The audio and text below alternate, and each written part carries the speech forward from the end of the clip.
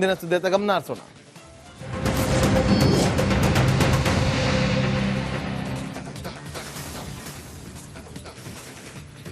ಕನಿಷ್ಠ ವೇತನಕ್ಕೆ ಆಗ್ರಹಿಸಿ ಅಂಗನವಾಡಿ ಕಾರ್ಯಕರ್ತೆಯರು ಇವತ್ತು ಅಹೋರಾತ್ರಿ ಧರಣಿಯನ್ನು ನಡೆಸುತ್ತಿದ್ದಾರೆ. ಬೆಂಗಳೂರಿನ ಫ್ರೀಡಂ ಪಾರ್ಕ್ನಲ್ಲಿ ಕಳೆದ 3 ದಿನಗಳಿಂದ ಧರಣಿ ಕುಳಿತಿದ್ದಾರೆ. ಯಾರು ಕೂಡ ಹೇಳೋರಿಲ್ಲ ಕೇಳೋರೇ ಇಲ್ಲ ಅನ್ನುವಂತಾಗಿದೆ. ಕನಿಷ್ಠ ವೇತನಕ್ಕೆ ಅಂಗನವಾಡಿ ಕಾರ್ಯಕರ್ತೆಯರು ಧರಣಿ ಕೂತಿದ್ದಾರೆ. ಕಳೆದ ವರ್ಷವೇ ಅವರಿಗೆ ಭರವಸೆಯನ್ನ ಕೊಟ್ಟಿದ್ರು ಲಕ್ಷ್ಮೀ ಹೆಬ್ಬಾಳ್ಕರ್ ಅವರು. ಇನ್ನೂ ಕೂಡ ಅದು ಈಡೇರಿಲ್ಲ. 3 ದಿನದಿಂದ ಚಳಿಯನ್ನ ಕೂಡ ಲೆಕ್ಕಿಸದೆ ಕಾರ್ಯಕರ್ತೆಯರು ಅಹೋರಾತ್ರಿ ಧರಣಿಯನ್ನ ನಡೆಸ್ತಾ ಇದ್ದಾರೆ. ಬಿಟ್ಟು ಅಂದ್ರೆ ನಮಗೆ ಬಿಟ್ಟಿ ಕೆಲಸ ಬೇಡ, ಕನಿಷ್ಠ ವೇತನ ಕೊಡಿ. ಕಳೆದ ವರ್ಷ ಬಿಟ್ಟಿ ಕೆಲಸ ಏನು? ಬಾಲ್ಯ ವಿವಾಹ ತಡೆ ಮಾಡಬೇಕು, ಯಾವ್ದಾದ್ರು ಒಂದು ಅಪ್ರಾಪ್ತರು ಕಣ್ಮರೆ ಆದ್ರೆ ಅವರನ್ನ ಹುಡುಕಿ ಕೊಡುವಂತ ಕೆಲಸವನ್ನ ಮಾಡಬೇಕು, ಅವರ ಬಗ್ಗೆ ಮಾಹಿತಿಗಳನ್ನ ತೆಗೆದುಕೊಡ್ಬೇಕು. ಎಲ್ಲಿ ಯಾವ ಗ್ರಾಮದಲ್ಲಿ ಯಾವ ಮನೆಯಲ್ಲಿ ಗರ್ಭಿಣಿಯರಿರ್ತಾರೆ ಅದ್ರ ಬಗ್ಗೆ ಮಾಹಿತಿಯನ್ನು ಕೊಡಬೇಕು. ಆ ಗೃಹಲಕ್ಷ್ಮಿ ಯೋಜನೆ ಅವರ ಮನೆಗೆ ತಲುಪ್ತಾ ಇದೆಯಾ ಇಲ್ವಾ ಅನ್ನೋದನ್ನ ಚೆಕ್ ಮಾಡಬೇಕು. ಆ ಊರಿನ ಒಂದಷ್ಟು ಕಾಳಜಿಗಳನ್ನ ಗಮನ ಕೊಡಬೇಕು. ಇದೆಲ್ಲವೂ ಕೂಡ ಅವ್ರಿಗೇನು ಸಂಬಳ ಕೊಡಲ್ಲ. ಸಂಬಳ ಏನು ಕೊಡ್ತಿದ್ರ 10ರಷ್ಟು ಅವ್ರು ಕೆಲಸ ಮಾಡ್ತಿದ್ದಾರೆ. ಅಷ್ಟು ಕೆಲಸ ಮಾಡಿದ್ರು ಕೂಡ ಇವ್ರಿಗೆ ಧರಣಿ ಮಾಡೋದು ತಪ್ತಾ ಇಲ್ಲ. ನೋಡಿ ಅಲ್ಲಿ ಊಟ ನೋಡಿ, ಮಕ್ಕಳನ್ನ ನೋಡಿ ಚಳಿಯಲ್ಲಿ. ಮೊನ್ನೆ ರಾತ್ರಿ ಅದೇ ಫ್ರೀಡಂ ಪಾರ್ಕ್ ಹತ್ರ ಪಾಸ್ ಆಗ್ಬೇಕಾದ್ರೆ ಹಾಲಿಗೆಲ್ಲ ಫ್ರೀಡಂ ಪಾರ್ಕಲ್ಲಿ ಮಲಗಿದ್ದಾರೆ. ಇದು ತಾಯಂದಿಯರ ಒಂದು ಪರಿಸ್ಥಿತಿ. ಕಷ್ಟವನ್ನ ನೆನೆಸ್ಕೊಂಡು ತಾಯಿಗಳು ಕಣ್ಣೀರು ಹಾಕ್ತಿದ್ದಾರೆ ಇವತ್ತು. ಒಬ್ರಲ್ಲ ಇಬ್ರಲ್ಲ. ಸರ್ಕಾರ ಸರಿಯಾಗಿ ನಡೆಸ್ಕೊಳ್ತಾ ಇಲ್ಲ ಸರ್, ನಮ್ಮನ್ನ ಸರಿಯಾಗಿ ನಡೆಸ್ಕೊಳ್ತಾ ಇಲ್ಲ ಮೇಡಮ್. ನಾವು ಕೂಲಿ ಕೇಳ್ತಾ ಇದ್ದೀವಿ, ಸರ್ಕಾರ ಅದನ್ನು ಕೂಡ ಕೊಡ್ತಾ ಇಲ್ಲ. ಆಟಾಚಾರಕ್ಕೆ CM ಮಾತಾಡಿ ಕಳಿಸಿದ್ರು ನಮ್ಮನ್ನ. ಯಾವುದೇ ಸರ್ಕಾರ ಬರಲಿ ಈಗ ಮಾಡಬಾರ್ದು, ನಮಗೆ ಬೇಜಾರಾಗ್ತಾ ಇದೆ ಅಂತ ಕಣ್ಣೀರಿಟ್ಟಂತಹ ಅಂಗನವಾಡಿ ಕಾರ್ಯಕರ್ತೆಯರ ಸಂಘದ ರಾಜ್ಯಾಧ್ಯಕ್ಷೆ ರಿಪಬ್ಲಿಕ್ ಕನ್ನಡದ ಜೊತೆಯಲ್ಲಿ ಮಾತನಾಡ್ತಾ ಕಣ್ಣೀರಿಟ್ಟಿದ್ದಾರೆ ಪ್ರೇಮ ಅವರು. ನೋಡಿ, ಬೇಕಾದ್ರೆ ಕೇಳಿ ನೀವೇನೆ. CM ಭೇಟಿ ಮಾಡಿದ್ವಿ, ಬಟ್ ಕರೆ ಸರ್ಕಾರದ ಕಡೆಯಿಂದನೇ ಕರೆ ಬಂದಿತ್ತು. ಬಟ್ ಮಹಿಳೆಯರು ಇಷ್ಟು ಜನ ಇದೀವಿ ಅಂತಂದೇಳಿ ಒಂದು ಕನ್ಸಲ್ ಅವರ ಮಾತಿನಲ್ಲಾಗಲಿ ಅಥವಾ ನೋಡೋ ನೋಟದಲ್ಲೇ ಇರಲಿಲ್ಲ ಹಂಗೆ ಅಂತಂದೇಳಿ. ಯಾಕಪ್ಪ ಅಂದರೆ ನಾವು ಸ್ಟ್ರೈಕ್ ಮಾಡ್ತಾ ಇದೀವಿ ಯಾತಕ್ಕೋಸ್ಕರ ಅಂತಂದರೆ ನಮ್ಮ ಕನಿಷ್ಠ ವೇತನ ಕೇಳೋಕ್ಕೋಸ್ಕರ ಮಾಡ್ತಾ ಇದೀವಿ ಅಂತಂದೇಳಿ. ಇಲ್ಲ, 2 ಸೆಕೆಂಡ್ ಅಷ್ಟೇ ಮಾತಾಡ್ಸಿದ್ದು ನಮಗೆ. 2 ಸೆಕೆಂಡು ಅಂತಂದರೆ ಅದರಲ್ಲಿ ಸರಿ ನಿಮ್ಮದು ಕೃಷ್ಣ ಬೈರೇಗೌಡನ ಕಳಿಸಿದ್ವಲ್ಲ, ಸರಿ ಓಕೆ ಅವರೆಲ್ಲ ಮೆಮೊರಾಂಡಮ್ ತಗೊಂಡಿದ್ದಾರೆ, ನಾವು ಏನೋ ಮಾಡ್ತೀವಿ ಹಂಗೆ ಅಂತಂದೇಳಿ. ಸರಿ ಹಂಗೆ ಅಂತಂದೇಳಿ ಹಿಂಗೆ ತಟ್ಟಿ ಕಳಿಸಿದ್ರು. ಅದು ಬೇಜಾರ. ಹೆಣ್ಮಕ್ಳಿಗೆ ಏನಪ್ಪ ಅಂತಂದರೆ ನಾವು ಬಂದಿರೋದು ಒಂದು ಕನಿಷ್ಠ ಕೂಲಿ ಕೇಳಲಿಕ್ಕೆ. ಆ ಕೂಲಿ ಕೊಡೋಕ್ಕೆ ಸರ್ಕಾರ ಆಗ್ತಿಲ್ಲ ಅಂದಾಗ ನಾವು ಯಾರನ್ನು ಕೇಳಬೇಕು ಹೋಗಿ? ಆ ಒಂದು ವಿಷಯ ನಮ್ಮ ಇದರಲ್ಲಿ ಬರ್ತಾ ಇದೆ. ಹಾಗಾಗಿ ಇಷ್ಟು ಜನ ಹೆಣ್ಮಕ್ಳಿದ್ವಿ, ಎಷ್ಟೋ ಒಂದು 10-15 ಸಾವಿರ ಜನ ಇದ್ವಿ ನೆನ್ನೆ. ಇವತ್ತು ಇನ್ನೂ ಸ್ವಲ್ಪ ಜಾಸ್ತಿ ಬರ್ತಾ ಇದ್ದಾರೆ. ಬಟ್ ಸರ್ಕಾರ ನಡ್ಕೊಳ್ಳೋ ರೀತಿ ನಮಗೆ CM ಭೇಟಿ ಮಾಡಿದ್ವಿ, ಬಟ್ ಕರೆ ಸರ್ಕಾರದ ಕಡೆಯಿಂದನೇ ಕರೆ. ಮುಂದಿನ ಸುದ್ದಿಯತ್ತ ಗಮನ ಹರಿಸೋಣ.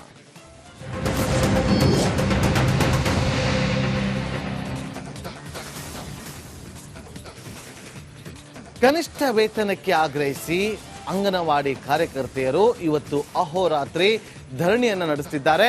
ಬೆಂಗಳೂರಿನ ಫ್ರೀಡಂ ಪಾರ್ಕ್ನಲ್ಲಿ ಕಳೆದ 3 ದಿನಗಳಿಂದ ಧರಣಿ ಕುಳಿತಿದ್ದಾರೆ. ಯಾರು ಕೂಡ ಹೇಳೋರಿಲ್ಲ ಕೇಳೋರೇ ಇಲ್ಲ ಅನ್ನುವಂತಾಗಿದೆ. ಕನಿಷ್ಠ ವೇತನಕ್ಕೆ ಅಂಗನವಾಡಿ ಕಾರ್ಯಕರ್ತೆಯರು ಧರಣಿ ಕೂತಿದ್ದಾರೆ. ಕಳೆದ ವರ್ಷವೇ ಅವರಿಗೆ ಭರವಸೆಯನ್ನ ಕೊಟ್ಟಿದ್ರು ಲಕ್ಷ್ಮೀ ಹೆಬ್ಬಾಳ್ಕರ್ ಅವರು. ಇನ್ನೂ ಕೂಡ ಅದು ಈಡೇರಿಲ್ಲ. 3 ದಿನದಿಂದ ಚಳಿಯನ್ನ ಕೂಡ ಲೆಕ್ಕಿಸದೆ ಕಾರ್ಯಕರ್ತೆಯರು ಅಹೋರಾತ್ರಿ ಧರಣಿಯನ್ನ ನಡೆಸ್ತಾ ಇದ್ದಾರೆ. ಬಿಟ್ಟು ಅಂದ್ರೆ ನಮಗೆ ಬಿಟ್ಟಿ ಕೆಲಸ ಬೇಡ, ಕನಿಷ್ಠ ವೇತನ ಕೊಡಿ. ಕಳೆದ ವರ್ಷ ಬಿಟ್ಟಿ ಕೆಲಸ ಏನು? ಬಾಲ್ಯ ವಿವಾಹ ತಡೆ ಮಾಡಬೇಕು, ಯಾವ್ದಾದ್ರು ಒಂದು ಅಪ್ರಾಪ್ತರು ಕಣ್ಮರೆ ಆದ್ರೆ ಅವರನ್ನ ಹುಡುಕಿ ಕೊಡುವಂತ ಕೆಲಸವನ್ನ ಮಾಡಬೇಕು, ಅವರ ಬಗ್ಗೆ ಮಾಹಿತಿಗಳನ್ನ ತೆಗೆದುಕೊಡ್ಬೇಕು. ಎಲ್ಲಿ ಯಾವ ಗ್ರಾಮದಲ್ಲಿ ಯಾವ ಮನೆಯಲ್ಲಿ ಗರ್ಭಿಣಿಯರಿರ್ತಾರೆ ಅದ್ರ ಬಗ್ಗೆ ಮಾಹಿತಿಯನ್ನು ಕೊಡಬೇಕು. ಆ ಗೃಹಲಕ್ಷ್ಮಿ ಯೋಜನೆ ಅವರ ಮನೆಗೆ ತಲುಪ್ತಾ ಇದೆಯಾ ಇಲ್ವಾ ಅನ್ನೋದನ್ನ ಚೆಕ್ ಮಾಡಬೇಕು. ಆ ಊರಿನ ಒಂದಷ್ಟು ಕಾಳಜಿಗಳನ್ನ ಗಮನ ಕೊಡಬೇಕು.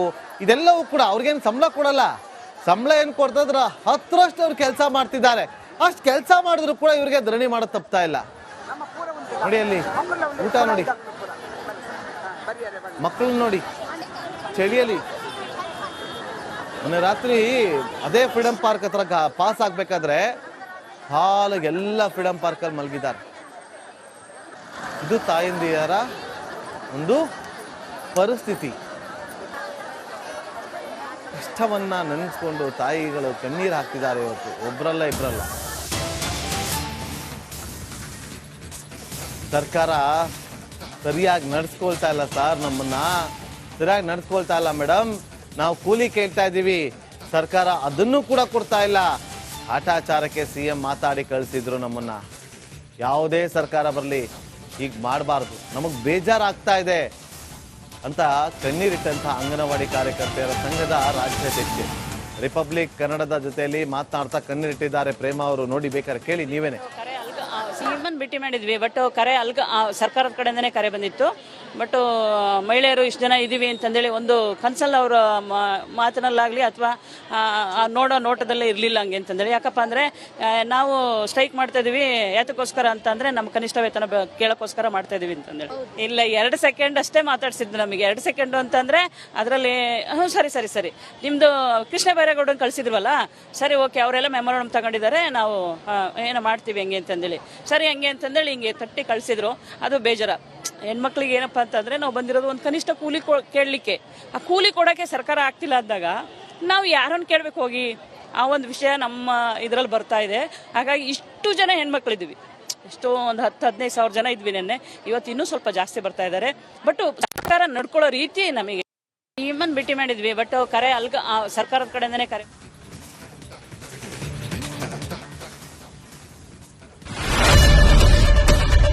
ಏನ್ ಪ್ರಾಬ್ಲಮ್ ಇಲ್ಲ ಏರಿಯಾದಲ್ಲಿ? ಏನ್ ಪ್ರಾಬ್ಲಮ್? ಏನ್ ನಿಮ್ ಪ್ರಾಬ್ಲಮ್? ಇದೆಲ್ಲ ಪ್ರಾಬ್ಲಮ್ ಐತಿಲ್ಲ ಹೇಳಿ. ಏನ್ರಿ ನಿಮ್ ಪ್ರಾಬ್ಲಮ್? ಏನ್ ನಿಮ್ ಪ್ರಾಬ್ಲಮ್ ಅಂತ ಹೇಳಿ. ಯಾರಪ್ಪ ನಗರಕ್ಕೆ? ಗಾಂಧಿನಗರ, ದಾಸರಹಳ್ಳಿ, ರಾಜರಾಜೇಶ್ವರಿ ನಗರ, ಚಾಮರಾಜಪೇಟೆ, ಹುಬ್ಬಳ್ಳಿ, ಚೆನ್ನಮ್ಮ ವೃತ್ತದ ಮೈಸೂರಿಗೆ ಬಂದಿರೋದು. ಬ್ಯಾಡಗಿ ತಾಲೂಕಿಗೆ ನಾವು ಬಂದಿವ್ರಿ. ಸರ್ ಹೇಳಿ ಸರ್, ಏನ್ ಪ್ರಾಬ್ಲಮ್? ನಿಮ್ MLA ಹೆಂಗೆ? ಏನೆಲ್ಲ ಸಮಸ್ಯೆಗಳು? ಏನ್ ಕಥೆ ಇಲ್ಲಿ ಬಂತ? ಯಾಯಪ್ಪ ಯಾವತ್ತೂ ಬಂದಿಲ್ಲ. 2 months ಇಂದ ನೀರಿಲ್ಲ. ಟ್ಯಾಂಕರ್ ಬರ್ಬೇಕಾದ್ರೆ ರೋಡ್ ಸರಿ ಇಲ್ಲ ಅಂತ ಯಾರ ಹತ್ರ ಹೋಗಿ ಹೇಳೋದಕ್ಕೆ ನಮ್ಗೆ ಯಾರು ಇಲ್ಲ. ಇಲ್ಲಿ ಕಿತ್ತೋದ್ರ ಏನ್ ಹಾಳಾಗೋದ್ರು ಇದು ಯಾರು ನೋಡರೇ ಗತಿ ಇಲ್ಲ. ನಾವಿದ್ದೀವಿ ಅಂತಾರೆ. ಇವಾಗ ಯಾರು MLA ಮಗ ಒಂದ್ ದಿವಸನೂ ಬಂದಿಲ್ಲ. ಫುಲ್ ಸ್ಟ್ಯಾಂಡರ್ಡ್ ಲಕ್ಸುರಿಯಸ್ ಬೆಡ್ರೂಮ್ ಐತ್ರಿ ಅದ. Taj west end tradition blue. ನಿಮ್ಗೆ ಮೀಟಿಂಗ್ ಇಲ್ಲಿ ಮಾಡ್ರಿ.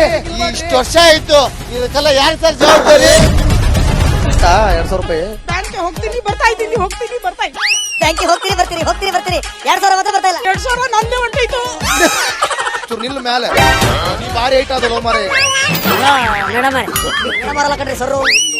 ರಾತ್ರಿ 1 ಗಂಟೆವರೆಗೂ ಎಣ್ಣೆ ಅಂಗಡಿ ತೆಗಿಬೇಕಂತ. ಬೆಳಿಗ್ಗೆ 4 ಗಂಟೆವರೆಗೂ ತೆಗಿಬೋದಲ್ಲ. ಮಗನೂ ನೋಡಲ್ಲ, ಯಾರು ನೋಡಲ್ಲ. ನಾನು ಒಬ್ಬಳು ನೋಡ್ಸ್ಕೊಂತೀರಜ್ಜ. ಮೊಮ್ಮಕ್ಕಳಿಗೆ ಅಮ್ಮ ಅಪ್ಪ ಇಲ್ಲ, ಅವರು ನೋಡಿ ಬರ್ತಾ ಇದೀವಿ. ದೇವ್ರು ಬಿಟ್ಟಂಗೆ ಆಗುತ್ತೆ.